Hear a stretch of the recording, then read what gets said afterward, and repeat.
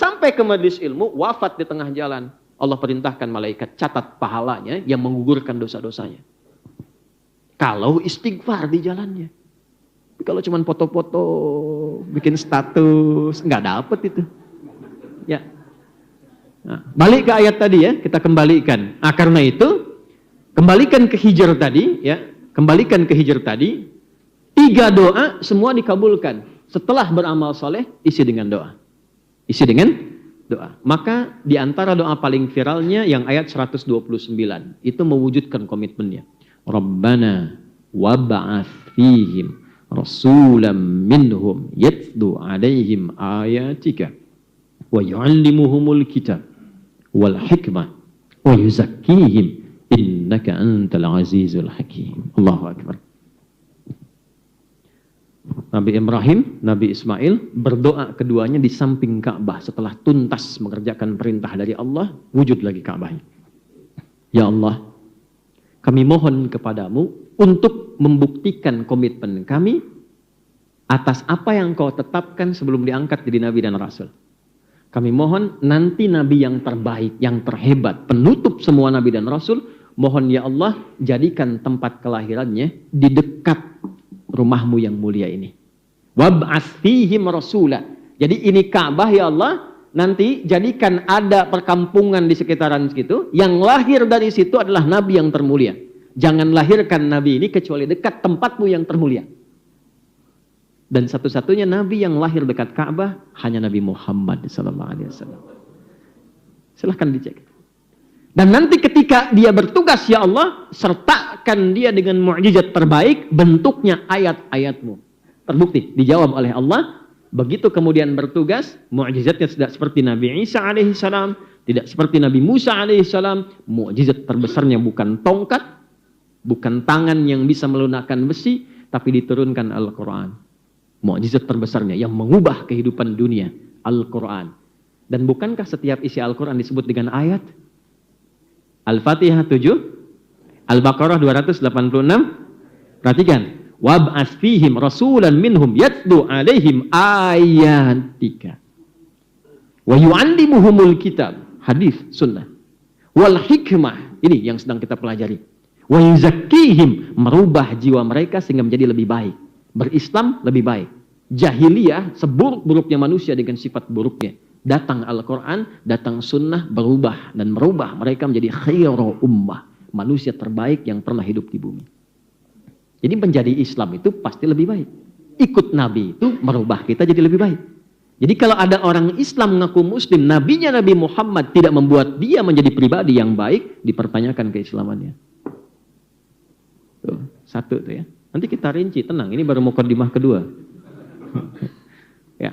Jadi saya mau katakan, Nabi Ibrahim, Nabi Ismail saja, itu sebelum lahirnya Nabi Muhammad sudah berdoa kelahirannya, mengangkat keistimewaannya. Dan sekedar info saja, Nabi Ismail, Nabi Ibrahim itu datuknya Nabi Muhammad SAW dengan generasi periode yang jauh, kurang lebih 29 sampai 30 ke atas. Muhammad SAW bin Abdullah, bin Abdul Muttalib, bin Hashim, bin Abdul Manaf, bin Qusay, bin Murrah, bin Kilab, bin Ka'ab, bin Ghalib, bin Fihir, bin Malik, bin Nadar, bin Kinana, bin Khuzaimah, bin Mudrika, bin Ilyas, bin Nizar, bin Mudar, bin Ma'ad, bin Adnan, bin Addi, bin Adri, bin Muqawwam, bin Nahur, bin Tarikh, bin Ya'rub, bin Yasjub, bin Nabit, bin Ismail alaihissalam, bin Ibrahim alaihissalam. 29 sampai 30 generasi. Ayo ulangi. Nah, itu setiap generasinya itu ribuan tahun. Ya. Saya mau ngambil persepsi begini maksud saya. Ini yang bukan umatnya Nabi Muhammad saja. Tuh, kaget kan? Ya. Walaupun statusnya Nabi dan Rasul, masih mengharap kemuliaan Nabi Muhammad. Dan itu berlangsung terus sampai periode Nabi Isa alaihissalam, Yesus. Nabi Isa itu 600 tahun sebelum kelahiran Nabi Muhammad SAW. Dan umatnya salah paham waktu itu, menduga beliau sebagai Rasul terakhir. Karena apa? Ada kemiripan sifat dengan Nabi Muhammad di salah satu sifat namanya. Kasihnya, ajaran kasihnya begitu dalam. Nabi terakhir itu punya satu sifat yang gak akan bisa diungguli oleh nabi-nabi yang lainnya. Semua nabi yang bertugas di bumi tidak memiliki sifat ini. Sampai semua yang melekat kepada beliau namanya nama sifat semua. Ini saya nama zat nih. Ya, Adi misalnya. Di sini misalnya ada Joni gitu kan, misal. Joni nama zat. Asep nama zat. Ya, Adi nama zat. Nama zat itu nama untuk membedakan antara satu orang dengan orang lain. Adi yang nengok saya. Joni yang nengok Pak Joni. Tapi jujur, sabar, tawadhu, rendah hati itu sifat namanya. Dan sifat menunjukkan kemuliaan yang melekat pada pemiliknya sepanjang itu baik. Nama yang melekat pada nabi-nabi selain Nabi Muhammad SAW itu umumnya nama zat yang membedakan Nabi A dengan yang selanjutnya. Nabi yang terakhir semuanya sifat. Muhammad, Ahmad, Ana Al-Mahi, Ana Al-Kafi, semua sifat untuk menunjukkan kesan bahwa Nabi yang terakhir itu saking sempurna kemuliaannya, semua yang melekat kepadanya bisa diteladani dalam kehidupan. Nah, sifat kasih itu melekat pada nama Muhammad sallallahu alaihi wasallam. Asalnya dari kata Mahmud. Jadi Mahmud itu sifat mulia, sikap moral dan kasih yang pancarannya bisa dirasakan dalam konteks hubungan sosial. Hablum minal makhluqat, minan nas, minal hayawanat, minan nabatat.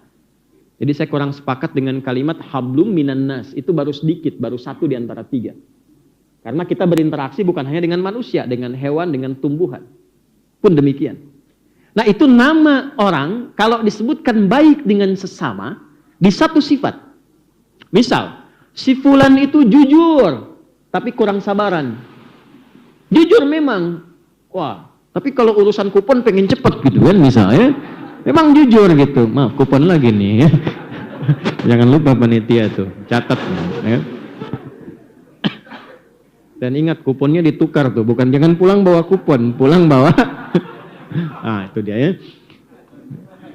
Ulangi lagi, kenapa jadi ke kupon? Jujur tapi kurang sabaran, nah, itu Mahmud. Tapi kalau dia mengakumulasi semua sifat-sifat kebaikan, dia jujur, dia sabar, dia tawadhu, dia tidak cepat marah, dia memaafkan. Itu diakumulasikan semuanya dari Mahmud menjadi bentuk superlatif sirah mubalaghah menjadi Muhammad. Kenapa Nabi mulia ini disebut dengan sifat Muhammad sallallahu alaihi wasallam dan 4 kali disebutkan dalam Al-Qur'an? Quran surah ketiga ayat 144 tadi dibacakan, Quran surah 33 ayat 40, Quran surah 47 dengan namanya ayat kedua, dan Quran surah 48 ayat yang ke-29. 4 kali disebutkan dalam Al-Quran. Ya, 4 kali. Untuk memberikan kesan begitu mulia dan istimewa akhlaknya sehingga bisa dirasakan kenikmatan dan rahmatnya oleh semesta alam. Wa ma arsalnaka illa rahmatan lil alamin. Itu intinya. Ada pada namanya. Makanya Anda tidak akan pernah mendapatkan nabi paling lembut yang ketika dicela membalas dengan senyuman kecuali Muhammad sallallahu alaihi wasallam. Salat, ruku ditaruh kotoran atas punggungnya. Marah? Tidak. Turun ayat idfa billati hiya ahsan. Ahsan beliau. Ya. Betapa luar biasanya. Kesaksian paling utama itu oleh pendamping hidupnya Sayyidah Khadijah radhiyallahu taala anha. Lihat di Al-Bukhari itu, kalau kita ngaji kitab Bad'ul Wahyi itu kan 97 topik tuh. Topik pertamanya kitab Bad'ul Wahyi. Itu kan yang paling viral hadisnya Jabir salah satunya. Turun dari Gua Hira setelah periode Iqra, siang-siang Bu.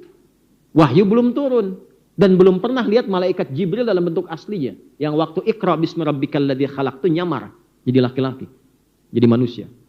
Begitu turun siang-siang ada panggilan Muhammad. Muhammad. Nengok kanan kosong, kiri nggak ada orang, depan kosong, belakang juga melompong. Nengok ke atas ada sosok kata Nabi itu besar, kayak duduk antara langit dan bumi. Ya, kalau ibu ilustrasikan gini lah Bu, badan besar. Bu keluar siang-siang dari istiqomah nih jam 2, itikaf dulu lah kajian misalnya. Saya selesai jam 9, ibu sampai jam 2. Keluar tuh dari masjid, ada panggilan, Bu, gitu ya.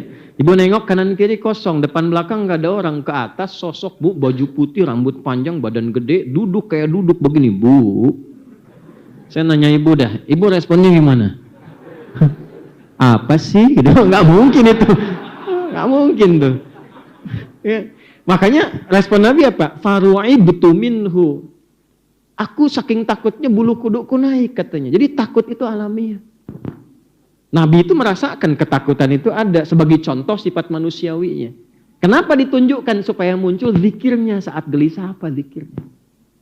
Maka beliau mempercepat langkahnya kalau belum kenal itu malaikat wujud aslinya malaikat Jibril. Ya. Mempercepat langkahnya sampailah ke kediamannya. Ucapan salam, assalamualaikum, wa kama qala wa kama hadatsa. Dibuka pintunya oleh istrinya, lihat wajah istri, itu setengah gelisahnya hilang, Bu. Setengahnya.